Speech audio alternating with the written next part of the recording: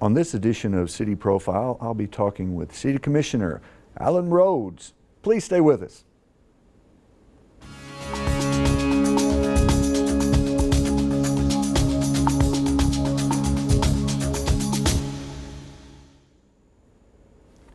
Hello and welcome to City Profile. I'm Tom Butler, and it is my pleasure on this show today to talk to almost brand new City Commissioner, about 6 months in. Just about. Allan Rhodes, welcome to City Profile, and thank you for coming today. Thanks, Tom. Appreciate it.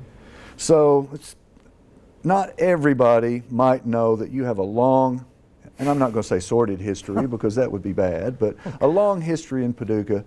For those who don't know you well, give us a little bit of your history. All right. Moved here when I was 15, went to Paducah Tillman High School for my junior and senior year. Went off to Southern Methodist University in Dallas, Texas, got a marketing degree and wanted to come back in the family business, in the car business, and arrived back at Allan Rhodes Ford. And pretty much immediately started pestering my father about we ought to become a Honda dealer. And in a peak, he said that he would call the folks, and shortly thereafter we were also Honda. And we added other franchises along the way and sold franchises along the way. And did that for 26 years and sold our dealerships to our management team at that time in '98. And then I thought, well, what am I going to do? There's got to be a life past the car business. You know, it's not about who's going to buy a car this month. And so Johanna was working at the at Paducah Tillman. And so my wife, who was a Channel 6 person, Johanna Comisac, and she said, well, why don't you just come hang out at Tillman? You can substitute teach. And I thought, great. So I did that. And I thought, well, that'll last a semester or two. And it lasted 10.5 years. And it was a great gig. And I really enjoyed it. And I would probably be there today. But in 2006, Johanna said she was tired of teaching, that we're going to start a coffee house in Lower Town, the Arts District. And being the good husband I am, I naturally went along with this. And by 2008, February, I think, she said, it's time to come home, Allan. You get to help because we're too busy. So I, on a Friday the 13th, bid Paducah Tillman farewell and came home. And that's kind of how you got to almost here. During that time, I was asked to serve on the Paducah Renaissance Alliance board. And that was in the spring of '08. And in December of 2010, they reformulated it, the city did, and I got to be on the board once again. And that was a real experience because the board at that point, it lost its executive director, and there were about a half a dozen of us who kind of pushed ahead. And the late John Campbell. I had known John all my Paducah life, but just very casually, and we really bonded. And I guess between PRA and being with John and others on the PRA board, I don't know. I mean, I've never been in politics. I mean, I was never a hall monitor even in elementary school. Nothing. Somebody was decided that I would run for city commission. And so I did. And here I am. So after 6 months, basically, was it a good decision? Yeah. Now there are days that my wife will say, could we talk about something else? And there are days that when I go to sleep, I don't really go to sleep. I keep thinking about the city and moving forward and how we spend the taxpayers' money and decisions we make. I mean, I guess it is always with me. It just is. I can't pull that shade down and just divorce myself from the city. You mentioned the PRA. What's the status now? What's the deal? Yeah. Well, they recently lost their director yes, they did. again, and so would you explain to people what it does or what it's supposed to do? And that may be an interesting segue here because if you think about it, PRA is supposed to represent the interests of downtown and lower town as far as marketing of downtown and lower town. You know, CVB gets them here and PRA is supposed to sort of hold them here, I guess you could say. And PRA has to be, I mean, part of historic preservation. You saw the work Lisa did with the Columbia when we were starting talking in the city about roof stabilization for downtown buildings.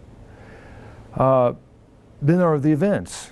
You know, I mean, PRA sort of morphed into a little bit like with Live on Broadway and the music things. It's a little bit like the summer series, you know, the summer festival. So you get those three hats. Of course, then you have to be able to interact with locals. Then you got your government hat you got to wear so you can interact with government folks. I mean, it's a heck of a bunch of hats to wear. And well, if I understand correctly, it used to be an organization called Main Street. yes, And then kind of morphed into, and Main Street was not really a city department, but it was supported by the city. Is that correct? yeah, Main Street was a completely independent organization that was kind of like a vendor for the city. That the city said, look, here's X number of dollars we're going to give you, and that helps you run your program. And that's typically the way Main Street programs are operated all over the United States, and there are, I guess, some 2,000 Main Street cities. And then it gives the Main Street more autonomy. And, you know, maybe that's something we should go back to. It's kind of in flux. I can only say, having been on, I mean, I helped hire 2 people that didn't work out, or you could, I mean, I'd like to have a win. I'd like to have the next one to be, you know, the third time is a charm. So you still believe in the mission of the PRA? Yeah, but maybe we have too much on it. Maybe it's not logical that you can be a marketer, a preservationist, a business recruiter, yeah. Seems like a lot. When you're talking about roof restabilization and then it may be one person. I mean, there may not be enough people out there who could do all those skill sets and decide to live in Paducah, Kentucky, or maybe already is living here. So maybe we go in a different direction. Okay. But that's okay. I'm willing to try something. I mean, I'm always trying a new thing. Go big. Try something crazy. Well, speaking of different direction, let's go different direction now. You are, as we said earlier, brand new city commissioner, pretty much, 6 months. A lot of times people on the outside looking in think they know what's going on.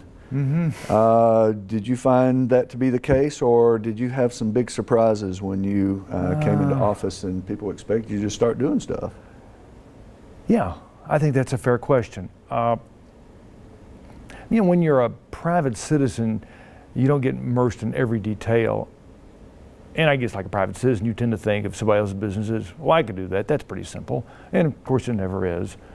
I guess the big surprise for me, coming from a business background, I mean, I was very used to my dad and I and our department managers having regular discussions about the car business. And it was not top-down driven. I mean, sometimes we'd say, well, we think it'd be this way, and sometimes the managers say, no, it should be this other way, and we'd have a discussion, and it could go either way, whatever was the correct decision. But there were lots of those kinds of conversations. And I guess I didn't think about the impact of the open meeting policy.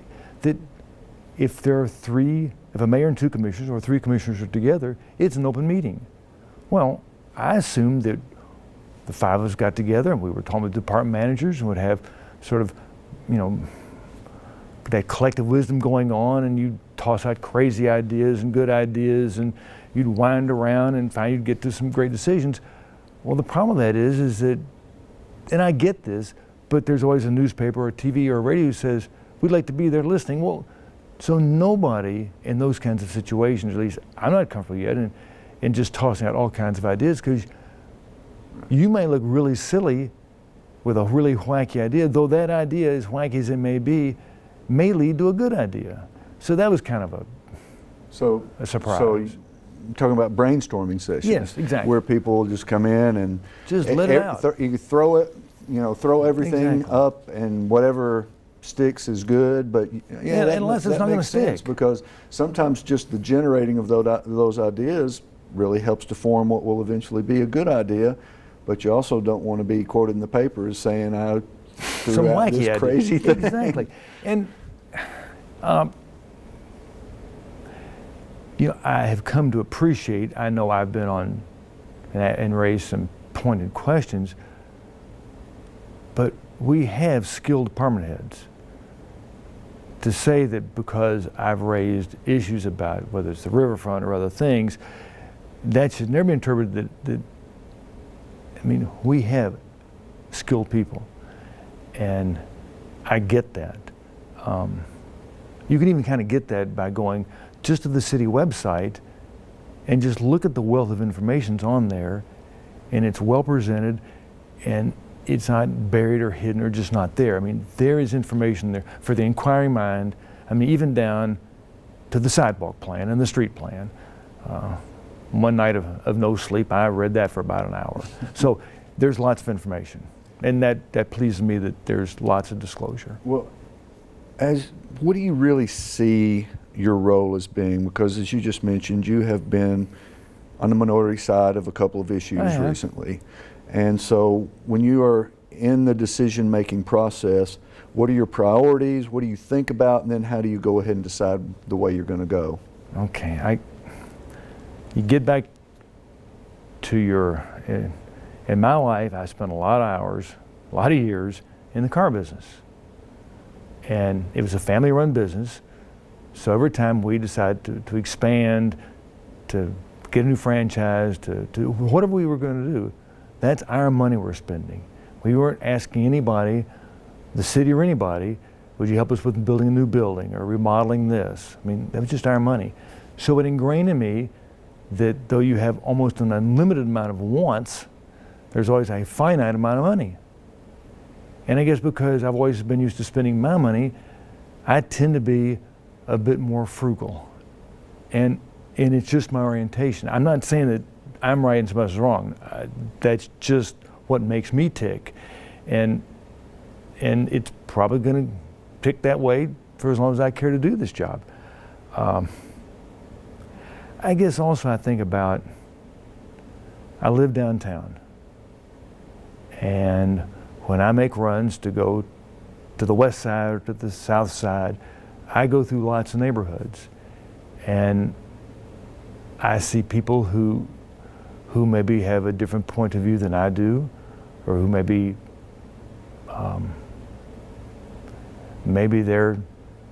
they have a different need or a different outlook. And so I try to think about, as I'm spending all of our money, how it affects that person. What's that person that's on ABC Street, what would he think? Is this thing we're trying to do, does it sort of resonate with that person? And I guess here again, I'm big about living within your budget. I laughingly say that as my children grew up, we used to read them Berenstain Bear books. And one of my favorites was a book about Get the Gimmies. Maybe it was read to you, I don't know. But it's about the bear cubs, and they go to the Bear Country General Store, and as they go out and they leave, they go through the cashier line and they see the toys, and they have a come apart because they want the toys. Well, sometimes I think we get the gimmies in our personal or our government lives, and that we want everything we see. And as Mom and Papa Bear said, you can't have everything you see, and you can't have that gimme gleam in your eye. It just doesn't work that way. So I do think we're fortunate in Paducah that I think that the rule has been fiscal responsibility. Yeah. You look at some other cities and towns outside of our area, and it's just crazy. The amount of debt that they have incurred, and the amount of debt that it doesn't seem like they can ever get out of. Well, and maybe I should, but I'll brag on John Perkins, who's the head of finance, and Jeff Peterson, who's the city manager. And they watch it. They are there for good guidance, and they provide good leadership. Come on, And- you know, that we're alike in our mantra of fiscal responsibility. You know, I don't spend more than I make. And we don't either. And sometimes I think people think we're just sort of like this gigantic ATM machine. If you punch enough buttons, out will come a check. And it doesn't work that way. because everybody has a good idea. I mean, it's just a matter of prioritizing. I mean, what can we do? What can we reach for? And we reach for a lot in Paducah, and I'm proud of the things we have, but like, there's a limit. One of the biggest issues, and this is a recent issue, is that everybody who's thinking about it is the plant closing. Yep. And the DOE. And I know there was a recent meeting of the Paducah City Commission and the County Commission. What do you see is happening out there? We're pretty sure it's going to close, but what are the forces at play? Well, not to be redundant in what the newspaper covered, but I guess, I mean, sure, I will do whatever as a city commissioner, but my honest guess is that the decision is way above my pay grade. I mean, I'm a part-time city commissioner from a second-class city in the state of Kentucky. My real guess is that, and it's just a guess, that we have the second most powerful senator in the country, Mitch McConnell. He's the leader of the minority party of the Republicans in the Senate. And he and the Obama administration have a very different view of the world. And even I'm reading about Lyndon Johnson, the logjam in 1963 with the Civil Rights Act, and I sort of get whipsawed to thinking, well, we're in a logjam now of a lot of issues like immigration, and I'm sure that must play into it. I mean, I'm sure that if Mitch McConnell said, look, let me get a few things shepherded through the Senate, that would have to make a difference. I just think it would have to. That's human nature. So it looks like that the plant is in the process of closing. Yeah, down to 2 cells operating, and yet there are a couple of companies who, as we learned last night, that have made bids, interests, and then there's the GE Hitachi that they would like to try completely new technology, and it's up to DOE, the Department of Energy, to act. They're the ones that sort of control the process at this point. They said they would act by June 15th, and obviously we're a few days past that. You know, and then again, maybe it's just the slow go. Maybe that's just the way government is. Again, I'm from a business background, family business. When you make a decision, you can make it pretty fast and turn on a dime. As we know, government's not quite like that. So the DOE, and just educate me on this, I've lived here all my life, but I'm not sure I understand the situation. They run the plant. Do they own the grounds and the buildings? I wish you hadn't asked me that, because that's... I just wondered if they left, if they closed it, why couldn't whoever owns it say somebody else come in? I think they have control. To have the control and do the anointing, if you will. And again, that's sort of above my pay grade. And I'm not sure I would be very influential in that. Though, if asked, I would I move heaven and earth, but I'm not sure at the end of the day, I'll be the lever puller on that one. That seems to be the biggest economic development issue facing our community. What others are there? Mayor Paxton was always big about economic development and quality of life. Yep. As a fiscal responsible person, how do you balance those things? We want people to come in and provide jobs. Yep. We also want our citizens to have a range of things to do and a limited amount of money. I guess I could put on a personal basis, and I've used this with other people, and they've there's been some level of agreement. If, to me, the things we have in Paducah, whether it's a Carson Center, a Maiden Alley Cinema, a Market House Theater, those things which contribute to quality of life, and there are many others, the Quilt Museum, they're like tools in the toolbox. And my daughter went off to school in Boston, Massachusetts, and I thought she would never ever be home again, but she's home, and she's one of the managers, et cetera. Well, one of the reasons she came home was that there's stuff going on. I mean, if we had a town that there is literally nothing going on, she probably wouldn't be home. I mean, I think you have to have those things to attract the right kinds of businesses. I don't think that recent graduates from I mean, we have to have the jobs waiting for some of our kids, but also we have to provide them things in a community that they would want to live in. I mean, if all your community is about having an inexpensive workforce, the cheapest taxes, the cheapest of cheap, in other words, the race to the bottom. I mean, there are a lot of communities that's all they can offer. That's all they have.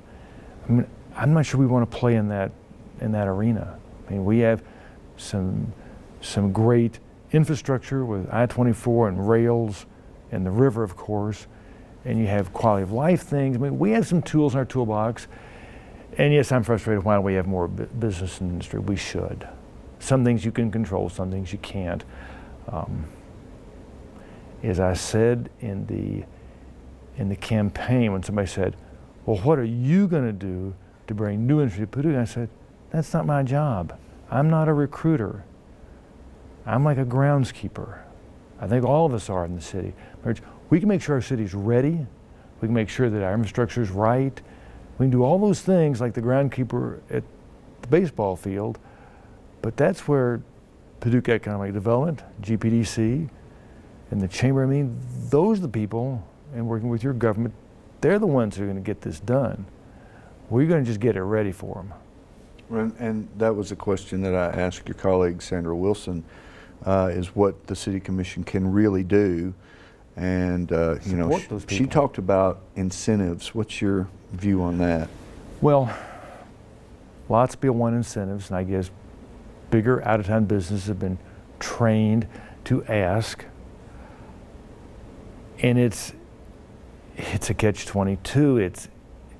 Do we want to provide incentives? Sure, you're willing to do it. There's a limit. You can't just completely give away the farm. And Paducah is in kind of an unusual situation, as many Kentucky cities are, is that we don't collect sales tax. Many Kentucky cities have sales tax.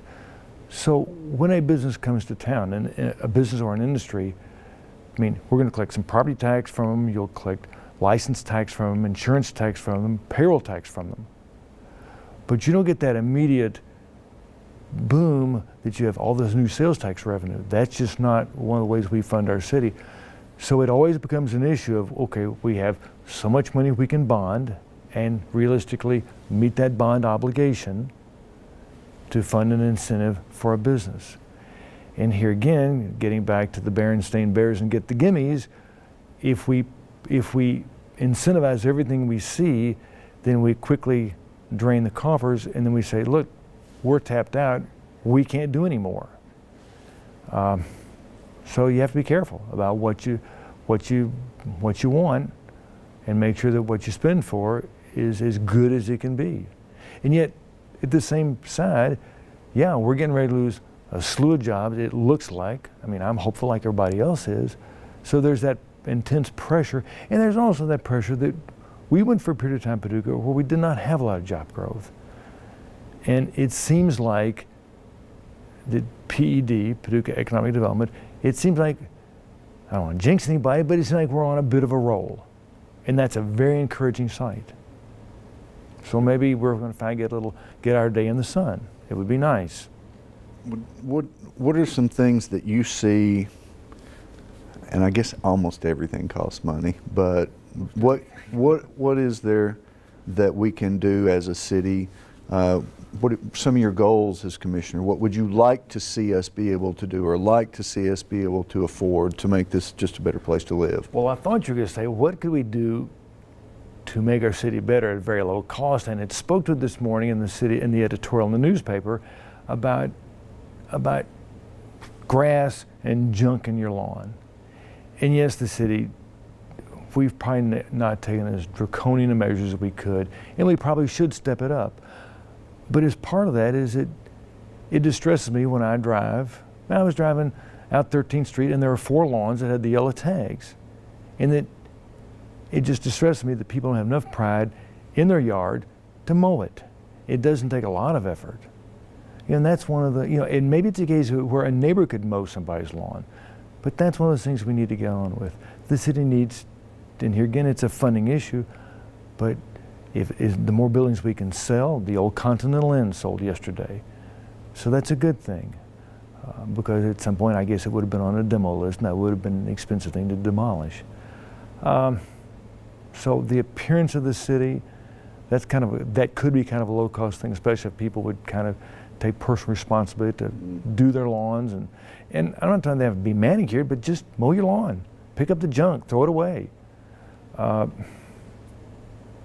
guess for the city as a commissioner, and it gets back to some of the decisions that I've voted on, is it logical? Is there a better way to do it? Or at least in my view, and I'm not denigrating other people's views, it's just sometimes I have a different view. You were elected to. And I'm elected to be that way, and if I see it that way, that's why I'm going to do it. I mean, that's just the way I am.